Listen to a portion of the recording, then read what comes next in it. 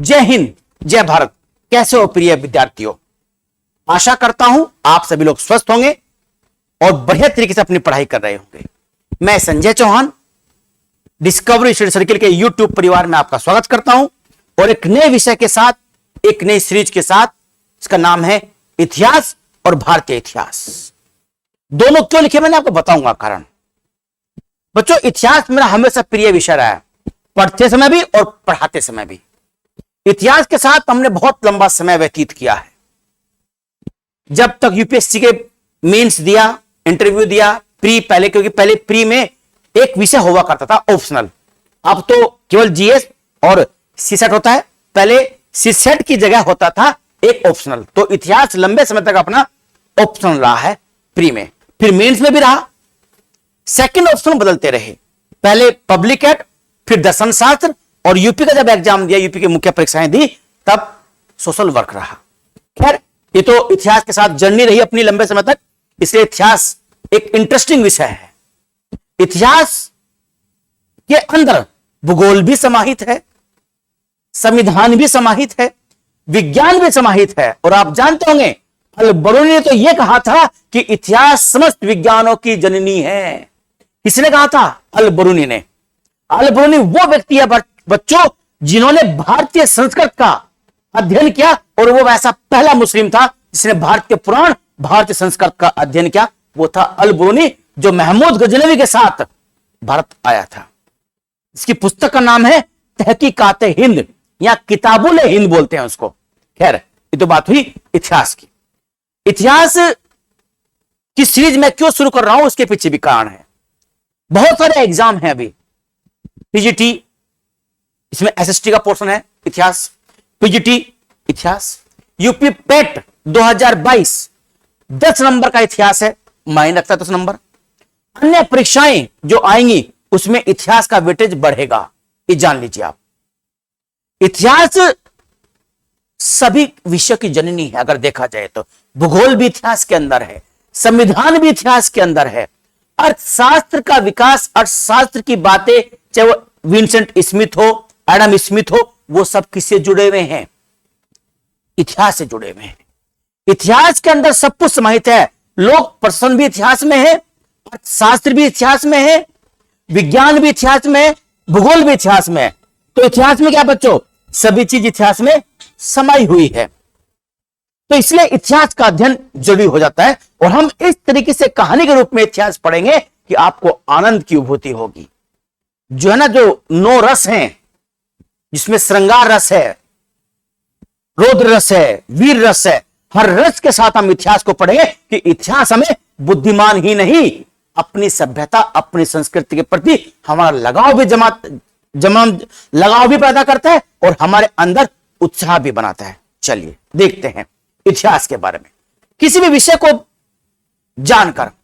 जानने के लिए उसका टाइटल समझना अनिवार्य है। इतिहास किसको कहते हैं? इतिहास शब्द का अर्थ क्या होता है? इतिहास शब्द का अर्थ क्या होता है? वो है ना कहावत कि खत का मजमून पहचान लेते हैं लिफाफा देखकर।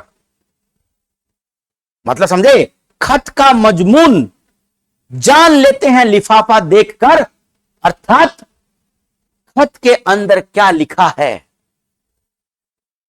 वो हम ऊपर से लिफाफा देखकर बता सकते हैं कि खत में ये बात होगी भाई।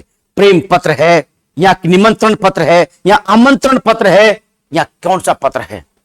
तो यही कहने का मतलब है कि खत को देखकर मजमून, यानी खत का मजमून, खत का उद्देश्य, खत के बारे में क्या कहा जा रहा है, खत में क्या कहा जा रहा है, वो हम लिफाफा देखकर जान लेते हैं। इसीलिए शब्द का अर्थ समझकर ही उस विषय के बारे में समझा जा सकता है। विज्ञान को समझने के लिए विज्ञान शब्द का अर्थ जरूरी है। अर्थव्यवस्था को समझने के लिए अर्थव्यवस्था शब्द का अर्थ जानना जरूरी है। इतिहास का अर्थ भी जानना जरूरी है। ऐसा ही निश्चित रूप से हुआ था। यह इतिहास शब्द का अर्थ है, ऐसा ही निश्चित रूप से हुआ था। कैसे बताता हूं। अतीत की घटनाओं का क्रमबद्ध अध्ययन ही इतिहास होता है। अतीत की घटनाओं का क्रमबद्ध अध्ययन ही क्या है? इतिहास है। अब वो इतिहास क्या है? ये इतिहास में हम 3 शब्द मानते हैं। एक मानते हैं इति, एक शब्द मानते हैं,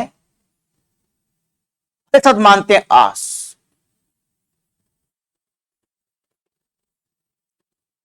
इतिहास, इतिहास, इति का मतलब होता है ऐसा ही, ऐसा ही। आपने जो विज्ञान के विद्यार्थी जानते हैं इति सिद्धम, है ना। हम जब पहले साइंस पढ़ते थे, क्योंकि मैं साइंस बैकग्राउंड का रहा हूं, लेकिन इतिहास विषय में रुचि रही है, यह बात अलग है। हम लोग जब प्रमेय सिद्ध करते थे, साइंस में कुछ सिद्ध करते थे, तो इति सिद्धम लिखते थे, हैंस प्रूव्ड, इति सिद्धम। तो इति सिद्धम मतलब क्या, ऐसा ही सिद्ध होता है, ऐसा ही है, ये इति का मतलब है ऐसा ही, ऐसा ही। हाँ का मतलब होता है निश्चित, निश्चित का मतलब इसका निश्चित, हाँ का मतलब क्या है निश्चित। आज का मतलब होता है था। ये इति शब्द का अर्थ हो गया। इति मतलब क्या, ऐसा ही। हाँ मतलब क्या, निश्चित। और आस मतलब था, ऐसा ही निश्चित रूप से था, यही इतिहास का अर्थ है। ऐसा ही निश्चित रूप से था, यह इतिहास शब्द का अर्थ है, इसलिए मैंने इतिहास लिखा था। यह इतिहास शब्द का अर्थ है। और इतिहास के जनक जो है वो यूनान के विद्वान हेरोडोटस कहलाते हैं, जिनकी पुस्तक थी हिस्टोरिका। 425 बीसी, 425 बीसी बोलते ना, बिफोर कॉमन एरा, वो यूनान में पैदा हुए थे, है ना। उसी दौरान उन्होंने पुस्तक लिखी हिस्टोरिका। उस पुस्तक का जो विषय था हिस्टोरिका का, वो पारसी यानी ईरानी और यूनान के जो युद्ध हुए बच्चों, वो युद्ध उनकी कहानियों का जो उसने लिखी थी उनका विषय था। ईरान यानी फारस और यूनान के बीच जो युद्ध हुए थे, उन युद्धों के विषय पर हेरोडोटस ने अपनी पुस्तक हिस्टोरिका में लिखा था। तभी से यह मान लिया गया था कि जो घटनाओं का क्रमबद्ध अध्ययन करते हैं वही इतिहास कहलाता है। जो घटनाओं का क्रमबद्ध अध्ययन करते हैं, कि इसमें निश्चित है, तो निश्चित मतलब क्या, एक के बाद होना चाहिए, तो ऐसा ही निश्चित रूप से था, यह इतिहास शब्द का अर्थ है। हेरोडोटस पहला व्यक्ति है जिसने युद्ध की घटनाओं का वर्णन अपनी पुस्तक हिस्टोरिका में किया, इसलिए उनकी पुस्तक विश्व की पहली ऐतिहासिक पुस्तक मानी जाती है। और इतिहास के जो जनक माने जाते हैं वो बच्चों हेरोडोटस माने जाते हैं।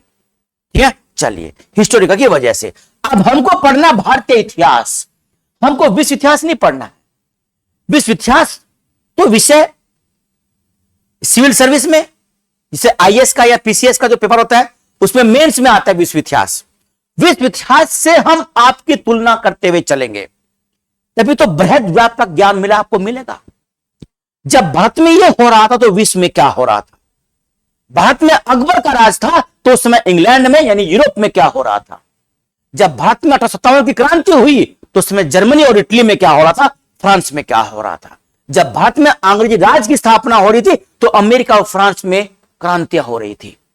तो उनसे तुलना करेंगे आपकी, ताकि आपके इतिहास का दायरा व्यापक हो सके, आप बृहद स्तर पर सोच सकें इतिहास के बारे में।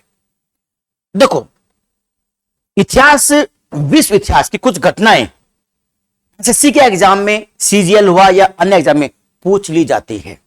बनाना युद्ध, अफीम युद्ध, गार्डन टी पार्टी या Boston T party, Boston T party, इस तरह की चीजें कई बार आ जाती हैं, तो हम उन पर भी चर्चा करते हुए चलेंगे। लेकिन विश्व इतिहास को हम व्यापक रूप से नहीं पढ़ना है, हमें क्या पढ़ना है, भारतीय इतिहास पढ़ना है, भारतीय इतिहास। चलिए, ये तो होगा इस शब्द का अर्थ, इतिहास क्या होता है। अब इतिहास के बारे में कुछ विद्वानों ने अलग अलग बातें बताई हैं, वो टीजीटी और पीजीटी के विद्यार्थियों के लिए बहुत आवश्यक है, और उन्हीं के लिए नहीं, जिन बच्चों को एसएससी का एग्जाम देना है उनके लिए भी आवश्यक है, और जिन बच्चों को यूपी पैट और अन्य एग्जाम देने उनके लिए भी ये अति आवश्यक है कि किस विद्वान ने इतिहास के बारे में क्या कोड लाइन लिखी। जैसे मैंने आपको एक अभी बताया है अल बरूनी के बारे में। अल बरूनी ने क्या लिखा, अल बरूनी ने लिखा कि वास्तव में इतिहास सभी विज्ञान की जननी है। तो कितनी बड़ी बात मानी उन्होंने, वास्तव में इतिहास ही विभिन्न प्रकार के विज्ञान की जननी है। ये इसका कुछ मैंने चीजें लिखी है, मैं आपको दिखा देता हूं। देखिए, एक विद्वान हुए बेकन।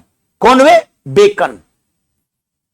बेकन, बेकन ने कहा सबसे पहले इतिहास मनुष्य को बुद्धिमान बनाता है, इतिहास मनुष्य को बुद्धिमान बनाता है। ये किसने कहा था? ये बच्चों बेकन ने कहा था। किसने कहा था? बेकन ने। इतिहास मनुष्य को बुद्धिमान बनाता है, ये बेकन ने कहा। ये आप कोड लिखेगा याद करके। जेबी ब्यूरी ने बहुत अच्छी बात कही। देखिए, जेबी ब्यूरी ने कहा इतिहास विज्ञान है, ना उससे कम ना उससे ज्यादा है।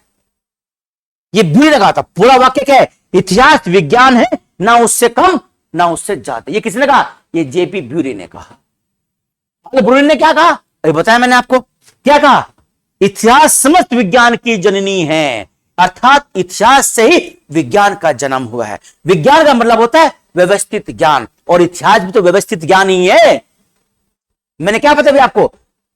अतीत की घटनाओं का क्रमबद्ध अध्ययन इतिहास है, और इतिहास कला का विषय है। ठीक, चलिए। हीगल एक विद्वान हुए। कहां के थे हीगल? जर्मनी के थे। कहां के थे? जर्मनी के थे हीगल। और हीगल को अपना आदर्श मानते थे कौन? हिटलर। कौन? हिटलर हीगल को अपना आदर्श मानते थे। खैर, हीगल का कि इतिहास, हीगल ने इतिहास की द्वंद्वात्मक व्याख्या की। किसने? हीगल ने। हीगल बहुत बड़े दार्शनिक हुए हैं। हीगल इतने बड़े दार्शनिक हुए हैं, इतने बड़े आत्मवादी हुए हैं, इन्होंने कहा कि एक राष्ट्र की भी आत्मा होती है। इनका जो राष्ट्रवाद था वो बहुत स्ट्रॉन्ग राष्ट्रवाद था। इन्होंने कहा कि एक राष्ट्र की भी आत्मा होती है, इसलिए कहा कि व्यक्ति राष्ट्र के लिए बना है, राष्ट्र व्यक्ति के लिए नहीं बना है। जो कितनी बड़ी बात कही, यानी साधन और साध्य की बात कही कि व्यक्ति साधन है और राष्ट्र साध्य है। यानी व्यक्ति के लिए राष्ट्र नहीं बना है, बल्कि व्यक्ति राष्ट्र के लिए बना है। इसलिए अगर राष्ट्र की कोई आन मान शान में गुस्ताखी होती है तो उस व्यक्ति को उस पर निछावर किया जा सकता है। यह बात किसने कही थी? ये हीगल ने कही थी।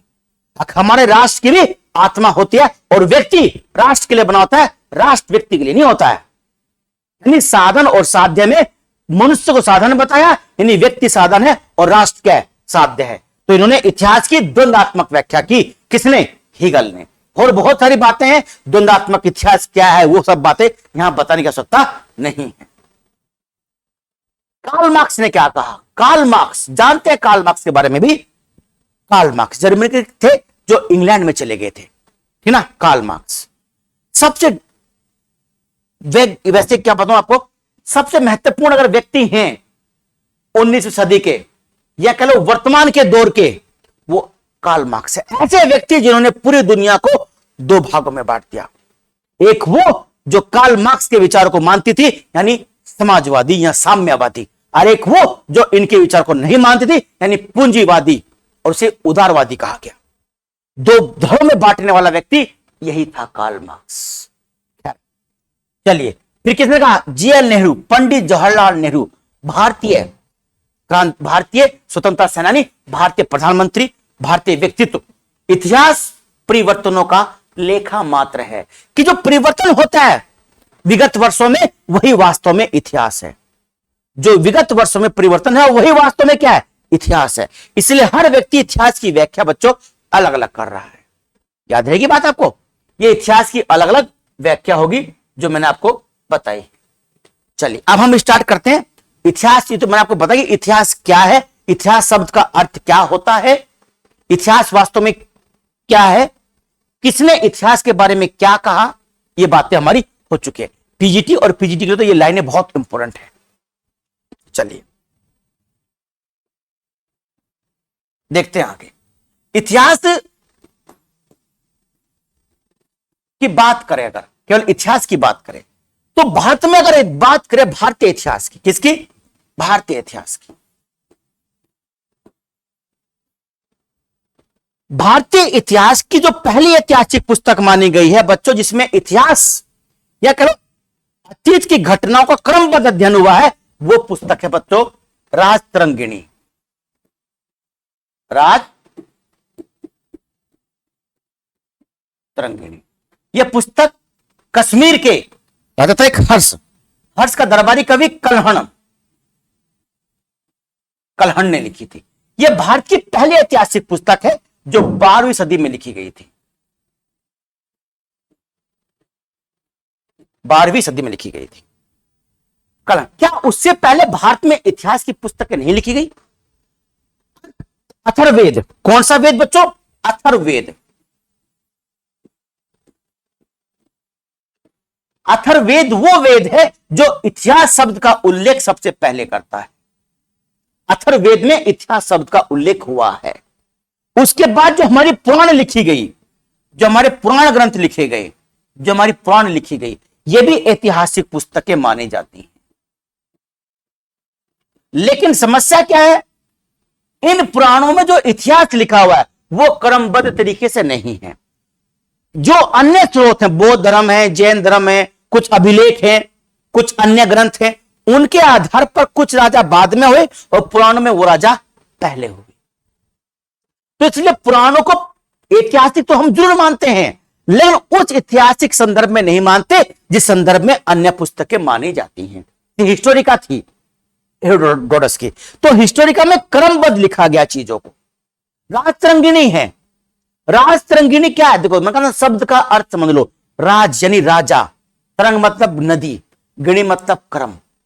नहीं, राजाओं का क्रम, राजाओं की नदियां, राजा की नदियां, यानी नदी में कैसे कैसे राजा हुए, तो राजतरंगिणी बोलते हैं। यानी राजाओं का नदियां, राजाओं का एक के बाद एक उल्लेख हुआ है। पूरे कश्मीर का उल्लेख कश्मीर की स्थापना से लेकर हर्ष के काल तक।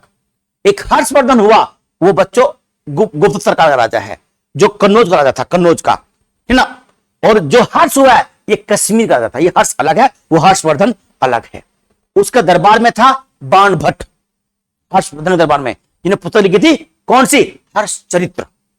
वो बाण भट्ट वो हर्षवर्धन वाला है, और ये हर्ष के शासक में हुआ कलन, इसलिए राजतरंगिणी। ये पहली ऐतिहासिक पुस्तक है और आईएएस के सिलेबस में इस पुस्तक को स्पेशल कोड किया गया है ना। इस पुस्तक को स्पेशली कोड किया गया है। किसको? राजतरंगिणी को। इसके अलावा आईएएस के सिलेबस में बरूनी को भी विशेष कोड किया गया है। देखिए आप कि दोनों ही विद्वान ऐसे हुए जिन्होंने वास्तव में इतिहास की व्याख्या बड़े अच्छे तरीके से की है, तो इसलिए आईएएस के सिलेबस में दोनों को विशेष रूप से कोड किया गया है। तो राजतरंगिणी मैंने बता दिया, पुराण ऐतिहासिक तो है पर वर्तमान के संदर्भ में ऐतिहासिक नहीं है, लेकिन हमें इतिहास के बारे में जानकारी जरूर देती है जो हमारी पुराण पुस्तकें। कुछ विद्वान ये मानते हैं, एक बार यूपीएससी के मेंस में क्वेश्चन भी आया है कि भारतीयों को, प्राचीन काल में भारतीयों को इतिहास लिखने की कला का ज्ञान नहीं था, इनका दृष्टिकोण ऐतिहासिक नहीं था। इस बात को हम सत्य नहीं मानते। हमारे जो इतिहासकार थे, जो हमारे पुस्तकें हैं, जो प्राचीन काल के हमारे साहित्यकार हुए, लेखक हुए, उन्होंने अपनी घटनाओं को, अपने युद्ध को अलग तरीके से देखा, और जो पाश्चात्य दार्शनिक हुए उन्होंने अलग तरीके से देखा। बस ये तरीका देखने का अलग है। बाकी उनका दृष्टिकोण ऐतिहासिक था या नहीं था, इसे हम व्याख्या, इसकी हम जो क्या नाम दृष्टिकोण है वो हम यही मानते हैं कि ऐतिहासिक दृष्टिकोण वर्तमान का संदर्भ जैसा नहीं था, पर ऐसा नहीं था कि ऐतिहासिक दृष्टिकोण नहीं था। हमारे जो लेखक हुए, चाहे वो कालिदास हुए, चाहे वो अर्थशास्त्र के रचयिता चाणक्य हुए, या वो इससे पहले जो जैसे कालिदास बताया मैंने आपको, या वराहमिहिर बताए, या हर्षचरित का लेखक आपका बताया बाण भट्ट, या और जो अन्य बताए, उन लेखकों ने ऐतिहासिक घटनाओं को, जो युद्ध हुए, जो अन्य घटनाएं घटी, उनको देखने का जो नजरिया था वो कारण कार्य संबंध नहीं था।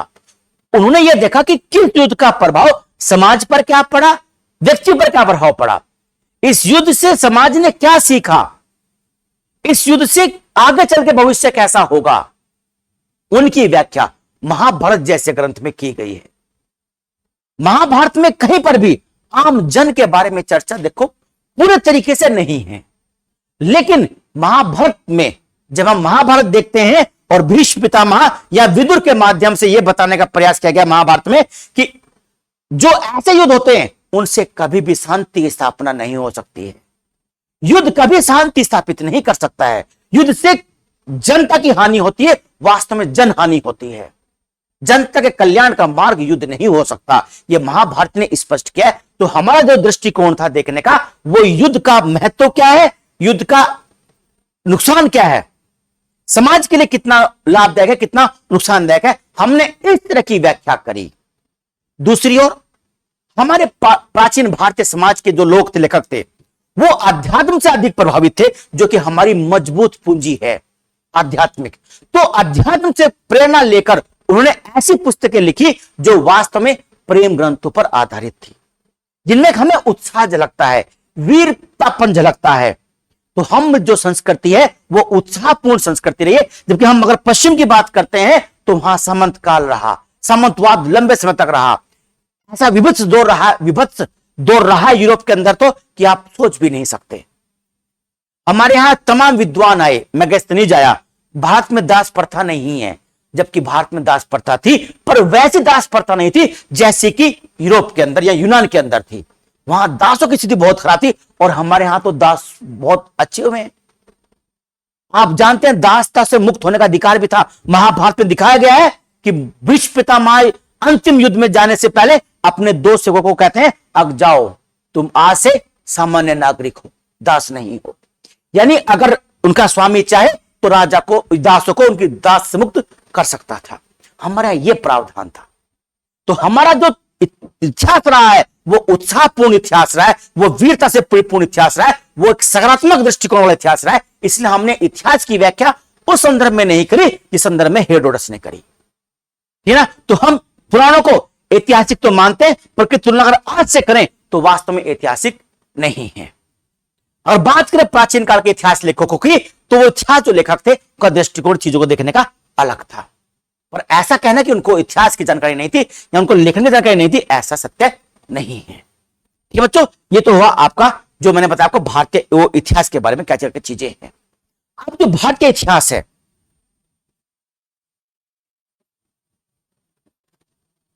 जो भारतीय इतिहास है, अब उस भारतीय इतिहास को हम बच्चों तीन भागों में बांटते हैं। पहला है प्राचीन काल, सब लोग जानते हैं। दूसरा है मध्यकाल और तीसरा है आधुनिक काल।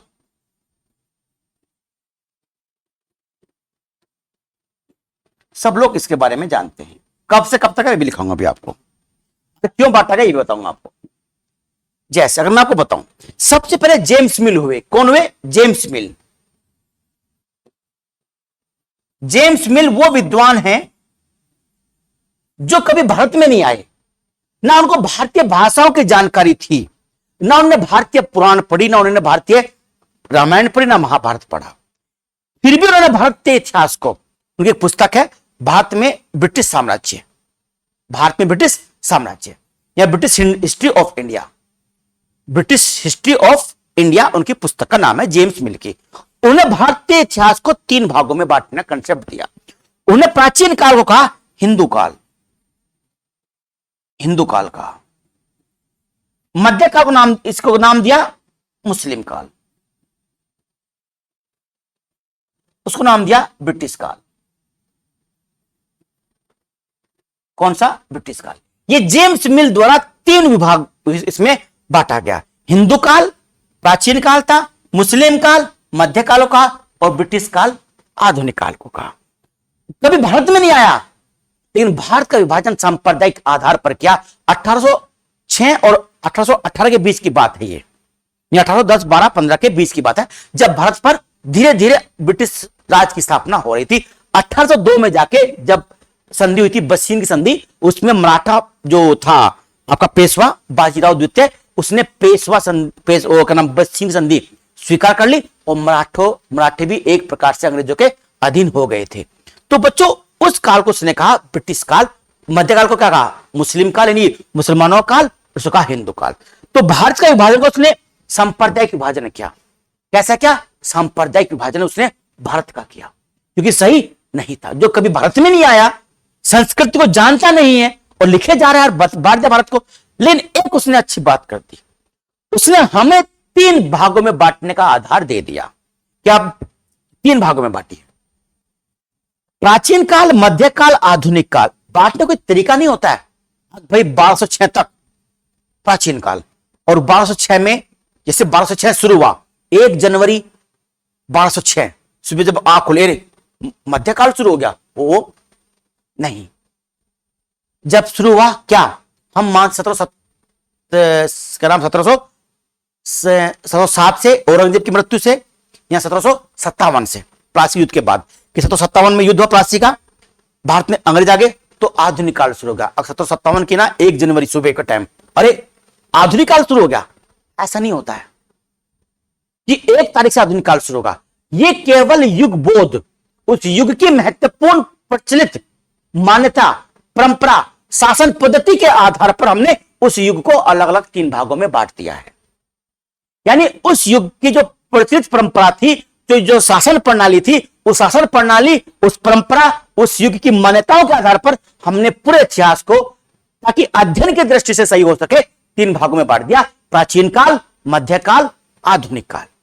ये इतिहास को जो बांटा गया 3 काल में, ये केवल 3 काल में जो बांटा गया, ये इतिहास के अध्ययन की दृष्टि से आसान हो सके, इसलिए हमने इसको 3 काल में बांट दिया है। हमने टाइम पीरियड इसलिए दे दिया क्योंकि 1206 में भारत में जो प्राचीन काल का सामंती व्यवस्था चली आ रही थी, वो समाप्त हो गई थी, और भारत में इक्तेदारी प्रणाली और एक नई शासन प्रणाली, जो कि भारत में मोहम्मद गोरी जैसे लोग लेकर आए थे, या कुतुबुद्दीन ऐबक भारत में लेकर आया, बाद में इल्तुतमिश ने स्टार्ट किया।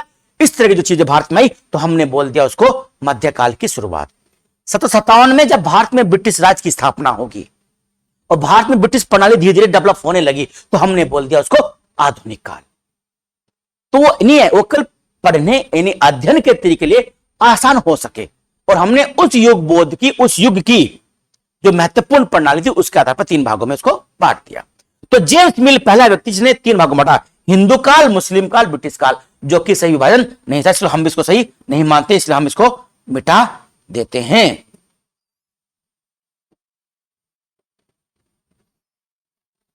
हटा दो भाई, इसकी कोई बात सही नहीं थी। लेकिन ध्यान रखिएगा, जेम्स मिल ने जो पुस्तक लिखी ब्रिटिश हिस्ट्री ऑफ इंडिया, उस पुस्तक को इंग्लैंड के हैलीबेरी में, यानी लंदन के हैलीबेरी जो विद्यालय था, जो प्रशिक्षण केंद्र था आईसीएस का, वहां पर लंबे समय तक उसका अध्ययन करवाते रहा गया, वहां उसका अध्ययन करवाया गया। तो एक प्रकार से भारत में अवधारणा बन गई, प्राचीन काल हिंदू काल, और मध्यकाल मुस्लिम काल, और आधुनिक काल अंग्रेजों काल हो गया। यह अवधारणा भारत में बनी रही लंबे समय तक, और बाद में उन्हीं को आधार बनाकर कुछ भारतीय विद्वानों ने लिखा, यह स्थिति थी। तो हैलीबेरी में लंबे समय तक उनकी पुस्तक को पढ़ाया गया। बाद में एक विद्वान आए, विंसेंट स्मिथ, वी स्मिथ बोलते हैं उनको, विंसेंट स्मिथ, तो प्रणाम कहता हूं मैं।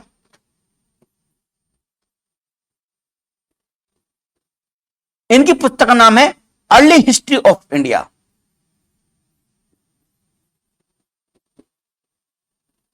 Early history of India, early history of India इनकी पुस्तक का नाम है।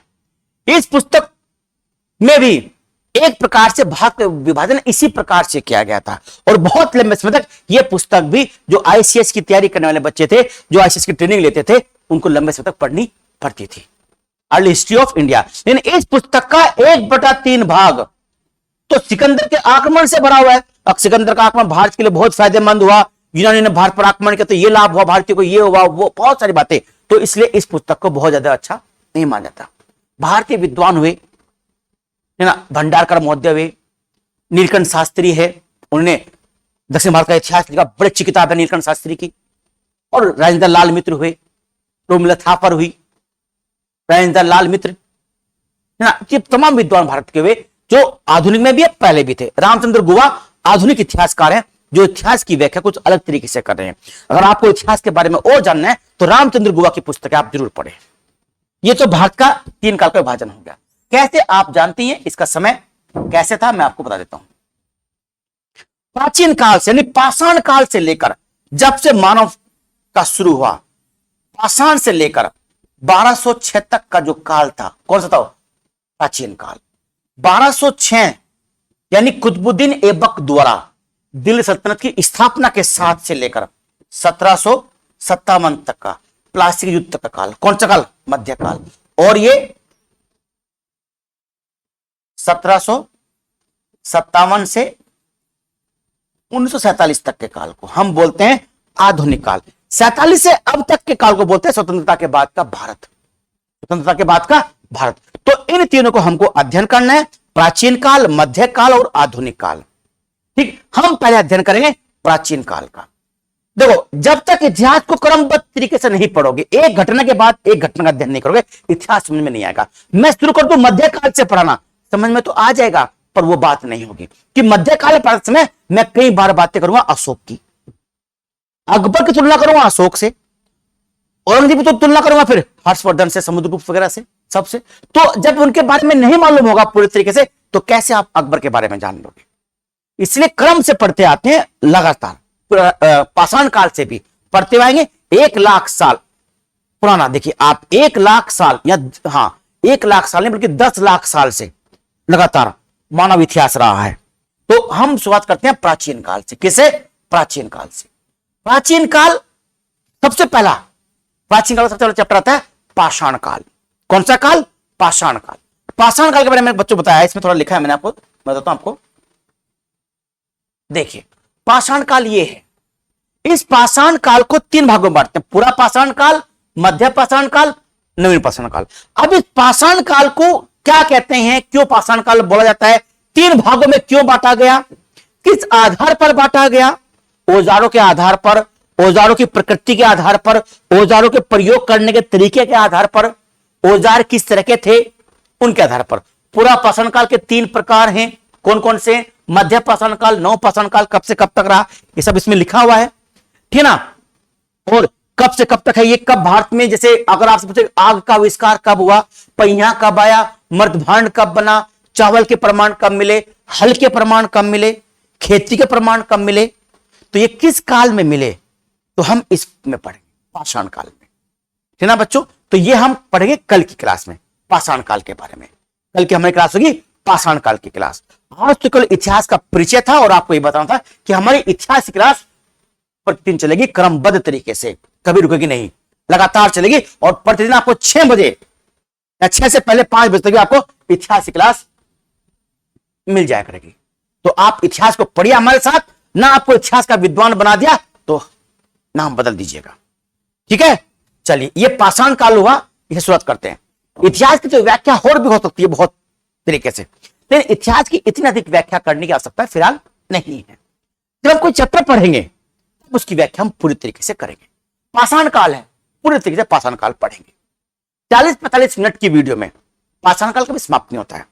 पाषाण काल को अगर आपको पढ़ना है आईएएस के लिए, पीसीएस के लिए, तो आप पाषाण काल को केवल 1 दिन नहीं 5-6 दिन पढ़ते हैं आप, तब जाकर आपका पाषाण काल पूरा होता है। पर हमें यहां सबका ध्यान रखना है, सबका साथ, सबका विकास करना है। तो पाषाण काल को 5 दिन ना पढ़ के प्रयास करेंगे कि 2 दिन की क्लास में पाषाण काल समाप्त हो जाए। अगर नहीं होता है तो 3 क्लास, कोशिश करूंगा 2 ही क्लास में पाषाण काल समाप्त हो जाए। और 2 क्लास के बाद हमारी तीसरी क्लास फिर आपकी हड़प्पा सभ्यता की होगी। यहां एक और चैप्टर बीच में आता है, भारतीय इतिहास जानने के स्रोत। इतिहास जानने के स्रोत पाषाण काल के बाद हम वो पढ़ेंगे। भारतीय इतिहास जानने के स्रोत क्या है, इतिहास लेखन। देखो बच्चों, इतिहास का जो इतिहास लिखते हैं ना लोग, क्योंकि इतिहास वर्तमान सोच के आधार पर अतीत की घटनाओं का विश्लेषण भी है। इतिहास वर्तमान सोच, वर्तमान विचारधारा के आधार पर अतीत की घटनाओं का विश्लेषण भी है। तो जो जिस सोच का व्यक्ति होगा उसी घटना का विवरण वैसे ही देगा। तथ्य वस्तुनिष्ठ होते हैं, तथ्य जो है वो है, लेकिन उनकी व्याख्या आत्मनिष्ठ होती है। तथ्य वस्तुनिष्ठ होते हैं और व्याख्या उनकी आत्मनिष्ठ। यानी मैं जिस विचारधारा को, मान लिया मैं बीजेपी विचारधारा का हूं, या मैं कांग्रेस विचारधारा का हूं, मैं सपा विचारधारा का हूं, तो मैं उसी हिसाब से व्याख्या करूंगा। मार्क्सवादी विचारधारा का है तो व्याख्या उसी हिसाब से करेगा। कहीं से हल मिला, हल मिला, या कहीं से कोई मूर्ति मिली, मर्दभांड मिला, महिला की मूर्ति मिली, तो एक मार्क्सवादी अपनी विचारधारा से व्याख्या करेगा, एक जो आपका उदारवादी वो अपने तरीके से करेगा, है ना। ये चीजें हैं, तो हम चीजें पढ़ेंगे चैप्टर वाइज। ठीक बच्चों, तो पाषाण काल की शुरुआत करते हैं नेक्स्ट क्लास से। उम्मीद करता हूं आपकी समझ में कुछ चीजें आई होंगी, ठीक ना। धीरे धीरे जैसे बढ़ते चले ना तो आपको आता चला जाएगा समझ में, है ना। देखो, एमबीबीएस की दवाई एक बार असर नहीं करती है। एमबीबीएस की दवाई जो डॉक्टर लोग आप लोगे तो दवाई 1 दिन 2 दिन बाद असर करेगी और लंबे समय तक आपको ठीक रखेगी। अगर दवाई लोगे किसी झोला छाप से तो एकदम असर करेगी, वाह भाई वाह, मजा आ गया, क्या बात, एक ही इंजेक्शन है इलाज, एक ही दवाई खा ली, पूरा शरीर ठीक, बहुत बढ़िया दवाई दी। नहीं, उसने आपके अंदर आपकी किडनी, लीवर, हृदय को प्रभावित किया है। इसीलिए और आपके समझ में कम भी आया है तो आप चिंता ना करें, ये जैसे आगे बढ़ेंगे तो धीरे धीरे समझ में आता चला जाएगा। क्योंकि मैंने कहा आपको एमबीबीएस की दवाई 1 दिन में असर नहीं करती है, धीरे धीरे असर करती है। जय हिंद, जय भारत।